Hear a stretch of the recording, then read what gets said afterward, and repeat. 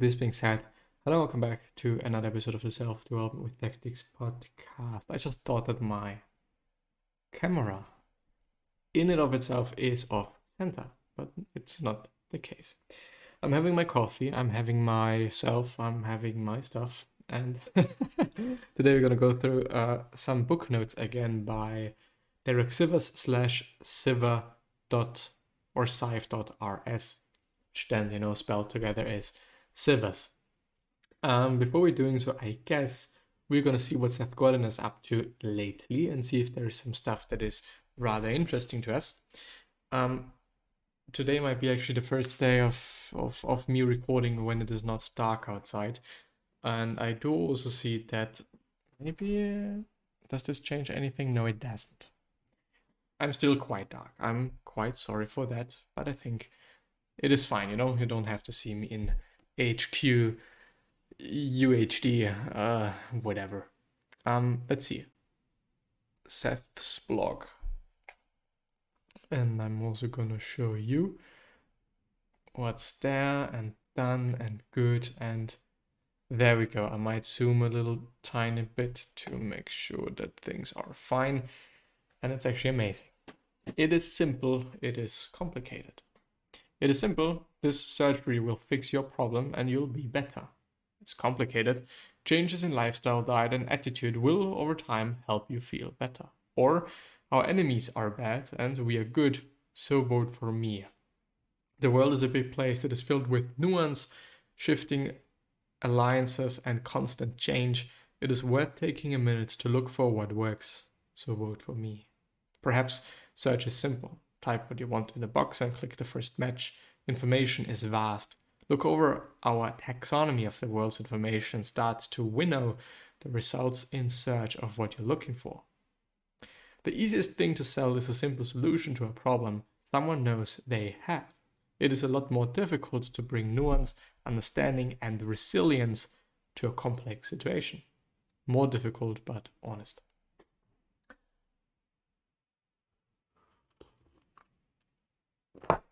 And this kind of reminds me of this thought that I've had in my mind back in the days. I'm not having it in my mind too much at this point in time, which is what is right and what is easy. And most often the case is that what is right is not easy, and what is easy is not necessarily right. Of course, this is very subjective, and of course you might not be able to, this might not be applicable to everything.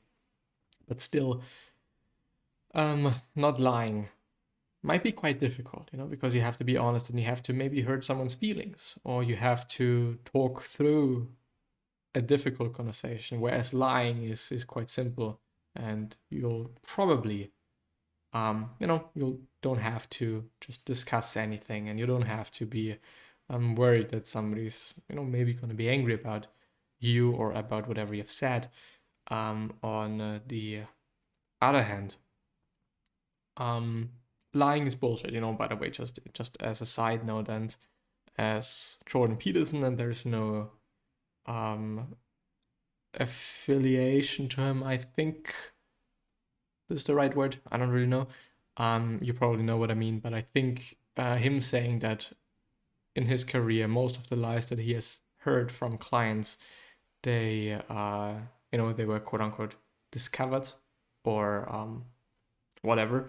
So I don't know if lying is a good thing. I don't think so. And I also don't like it. So I do not lie myself very often. Actually, very, very seldomly. Even though, there was some... It wasn't a discussion. There was something that I have maybe read, maybe I've heard it, about subconsciously lying, and sometimes being in this space of mind and being in this framework where what I'm saying is actually not a lie, but in reality it is a lie. What I mean? Sometimes there is something like this. Anyway, good businesses solve real problems, but not all real problems lead to good businesses. There are problems all around us. People need housing, healthcare, and food. They want delights, belongings, and status. When a company shows up in a marketplace with a product or service that people eagerly choose to buy, it is possible to make a profit. If there are assets and other ways to offer something at a premium, a business can actually thrive. But sometimes a problem doesn't lend itself to a private solution, or a private solution might simply be a low-cost commodity, something we need, but because it is available from many sources, it might not be actually a good business for any given entity. Entity.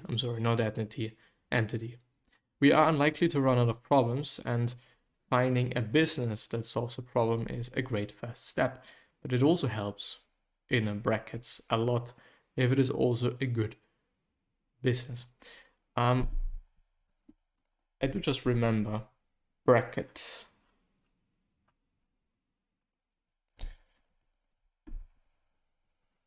This is indeed a bracket, is it? Because I think there was a difference between like, no, it is not a bracket. It is something else. Glyph. Anyway, shouldn't be about this today. I should have learned by now that I wouldn't even know how to describe it. Anyway, let's go ahead with The Righteous Mind by Jonathan Haidt. I think Haid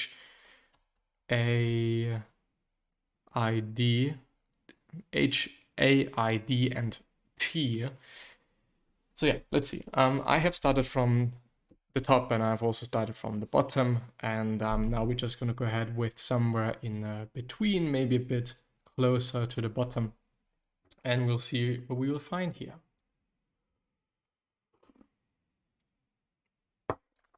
And I already see something familiar, which is shame and guilt increase the chance that norms are followed, because of course nobody of us wants to feel the shame and also the guilt, or guilty and shameful, question mark, I don't know. Our brains, bodies and behavior show many of the same signs of domestication that are found in our domestic animals: smaller teeth, smaller body, reduced aggression and greater playfulness. Domestication generally takes traits that disappear at the end of childhood and keeps them turned on for life, which I think is good. Just might show that we are in a good place, you know? I don't know if this is the case for third world country people, or people that are living in third world countries. I wouldn't necessarily think so, to be honest. Or I just, see a possibility that it is not the case there. But yeah, smaller bodies. Yeah, this is actually really something different. I've seen a video today about like flora and fauna, and I think in relation to like animals back in the days, or dinosaurs, and they were massive, right? And also the plants and whatever, and probably also fruits, I guess, they were also massive. And there was also some kind of comparison in between like elephants today and mammoths, and the saber-toothed tiger and the normal tigers nowadays and whatever, and they really were quite massive. Also, quite small animals these days were quite massive, and it's an interesting thing, definitely. Genes are constantly turning on and off in response to conditions such as stress, starvation, or sickness, which I don't think is a good thing when you're having a lot of stress, starvation, or sickness. Genetic evolution kicked into overdrive in the Holocene era, pulling along mutations such as the lactose tolerance gene, or a gene that changed the blood of Tibetans, I think, so that they could live at high altitudes. Which is also interesting. Every person alive today is descendant from just a few thousand people who made it through one or more population bottlenecks 74,000 years ago. So in the end, we are all brothers and sisters and quite alike. Homo sapiens was really Homo duplex, a creature who exists at two levels, an individual and as part of the larger society. People have two distinct sets of social sentiments, one for each level. Which for me means, if I'm interpreting it in the right way, the way I'm dealing with myself as an individual, I guess I think that this is like targeted at, okay, I'm me talking and interacting with other people and me interacting with myself, that there is a difference. Also, I don't want to say genetically speaking, but evolutionarily speaking, awe acts like a kind of, so AWE acts like a kind of reset button. It makes people forget themselves and their petty concerns, or opens people to new possibilities, values, and directions in life. So apparently more life. Oxytocin simply makes people love their in-group more, just as a means to survive, probably. Yeah, you can see everything. Good. Mirror neurons. People feel each other's pain and joy to a much greater degree than do any other primates. Just seeing someone else smile activates some of the same neurons as when you smile. The other person is effectively smiling in your brain, which makes you happy and likely to smile, which in turn passes the smile into someone else's brain. We are conditional hive creatures, so we are more likely to mirror and then empathize with others when they have conformed to our moral matrix than when they have violated it, which just really makes sense.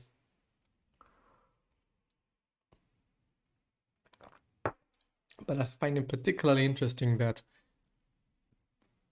and it just, really makes sense, that it is such a big deal to be in a group and also to socialize, which just underlines how unhealthy it is to not socialize, as much as maybe people have developed this introvert, let's call it gene, or introvertivity, whatever.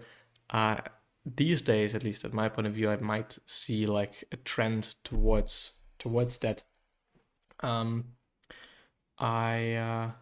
Yeah, I mean, there have been studies like how unhealthy being on your own or being alone really is, especially for elderly people. This might be really detrimental and really, really something to keep in mind. But yeah, also just in general. Corporations turn out to be a winning formula. They let people place themselves into a new kind of boat within which they could divide labor, suppress free riding, and take on gigantic tasks with the potential for gigantic rewards. It is no puzzle to understand why people want to lead. The real puzzle is why people are willing to follow. People are happy to follow when they see that their group needs to get something done, and when the person who emerges as the leader doesn't activate their hypersensitive oppression detectors. In this semester, I'm studying architecture. I've had like my main subject, my main course, and whatever that's basically quote unquote repeating itself every single year, of course, with different groups, and of course, with different teachers, and of course, with different institutes, quite studios, design studios. And in this semester, I've been in a group with 8 other people, which is quite uncommon. It's tremendously uncommon. And this is for a good reason, because it's difficult. It really is. It is difficult to teach, and it is also difficult to work in groups of 9. On one hand, this is just fact and period. Of course, it is easy to be able to work on your own, since you don't have to put any energy quite into any administrative or managerial, if this is even a word, I don't know, management related things. So you just have to work, and that is quite it, period. But the thing is, it is really an amazing skill to have. It is really amazing to be able to work with people. It is really amazing to understand people, and also therefore work with people of different characters. Because when you're working with 8 other people's, chances are that not every one of them is like the same or has the same character. Definitely also work attitude or ethos, work ethic. This is what I meant. Work ethic, worldview definitely as well, and just many more factors and many more differences. But still, the thing is, when you're working in such a big group, there is the possibility to create such a big thing, because you're having just 8 times the workforce that you're having alone. Well, actually 9 times the workforce that you're having alone. And this is insane, theoretically. Practically, it could also just really backfire and nothing could happen, because I don't know, there might not be any leader, there might just, be some critical problems,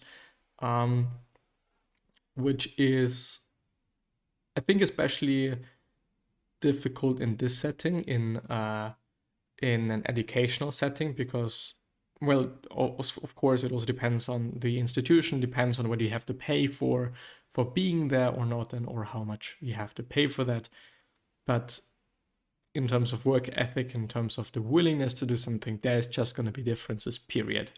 When it is about surviving, there shouldn't be that many differences. So this is a bit of a different thing, I think, or has to be taken into consideration. It is no puzzle to understand why people... Oh, this is what I read. A leader must construct a moral matrix based in some way on the authority foundation to legitimize the authority of the leader, the liberty foundation to make sure that subordinates don't feel oppressed and don't want to band together to oppose a bullying alpha male, and above all, the loyalty foundation. Increase similarity, not diversity, to make everyone feel like a family. Drown race differences in a sea of similarities, create healthy competition among teams and not individuals. That is well summarized, I'd say. Authority, being someone people can look up to,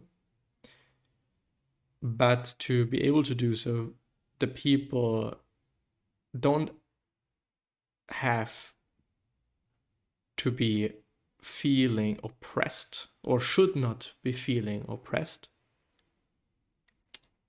And also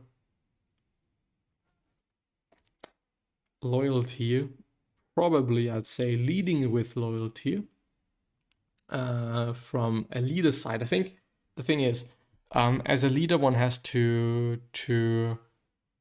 be an example, I think. Lead by example. And first of all, give before one can take. It is quite difficult, or quite, interesting to me how people can assume that somebody is gonna, for example, in a business sense, am I really gonna work for the business as much as the CEO is gonna to? Of course, I'm getting compensated.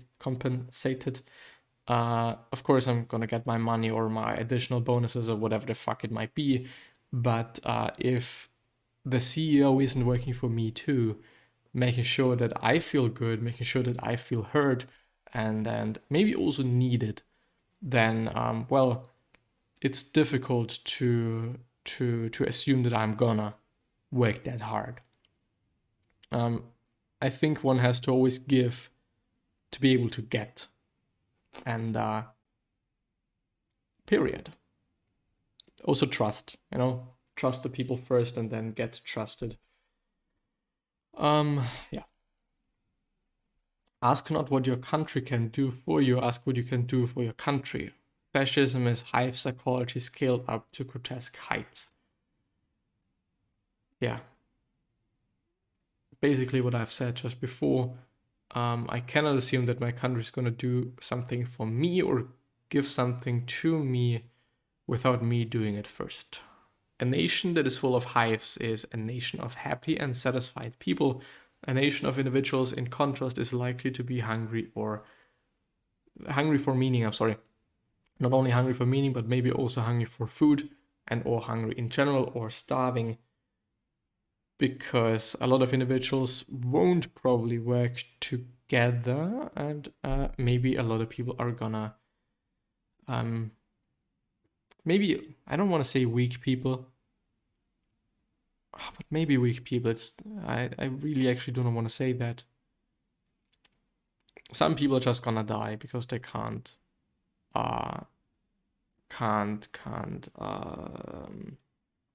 what's the word? Fuck. They can't ensure like food, they can't grow their own food or whatever. I'm thinking about very primitive forms of societies. Relatively primitive forms of societies, asterisks. So yeah, this is also what I meant before with if the group isn't able to work together, there's just gonna be tremendous downsides and or maybe the whole project fails, period. And period. Showing support for their football team may help fans motivate the players, but is that the function of these behaviors? No, the creation of a community. Yes, feeling heard, feeling like being a part of something bigger.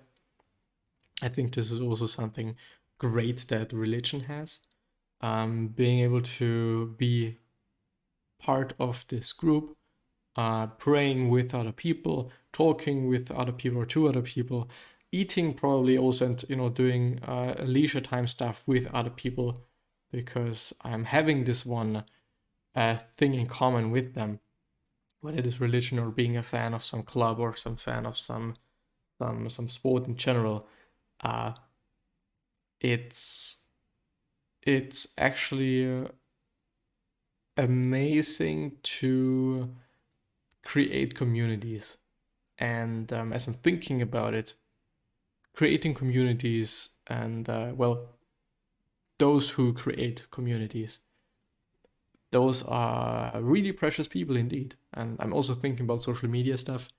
Those people that have been able to gather people, it's just really amazing because they have something in common. There's something to do. There's something to maybe look forward to. There's just meaning. Maybe this is also what is meant by a nation of individuals, in contrast, is likely to be hungry for meaning. It's maybe I actually have to read the book. Religion cannot be studied in lone individuals any more than hibishness can be studied in lone bees. Trying to understand religion by studying beliefs about God is like trying to understand football by studying the ball. Look at the ways that religious beliefs create a religious community, believing, doing, and also belonging. And yeah, with that being said, I'm probably going to end the episode here. I wish you the best and thank you very much, and hopefully see you the next time.